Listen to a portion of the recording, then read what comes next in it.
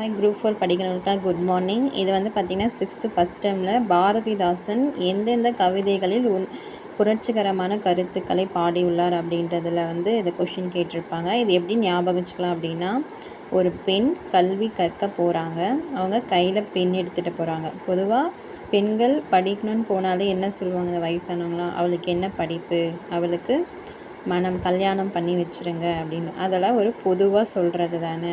So அது பொதுவாக சொல்கிறது. பட் பெண்கள் கல்வி கற்கணும் அப்படின்றது யார் வந்து சொல்லுவாங்க அப்படின்னா, கொஞ்சம் படித்து பகுத்தறிவாக இருக்கிறவங்க தான் சொல்லுவாங்க. ஸோ இதை இப்படி ஞாபகம் வச்சுக்கலாம்.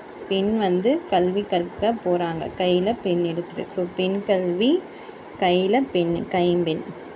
அப்போ பொதுவாக நம்ம பெண்கள் வந்து படித்தாலே என்ன சொல்லுவாங்க, அவளுக்கெல்லாம் இதுக்கு கல்யாணம் பண்ணி வச்சுருங்க. ஸோ மறுமணம். இதை பொதுவாகவே எல்லாரும் சொல்கிற ஒரு சென்டென்ஸ் தான் அந்த பொது உடைமை. ஆனால் பெண்கள் கல்வி ரொம்ப முக்கியம் அப்படின்றது யாரெல்லாம் சொல்லுவாங்கன்னா, கொஞ்சம் பகுத்தறிவு இருக்கிறவங்க தான். ஸோ பகுத்தறிவு.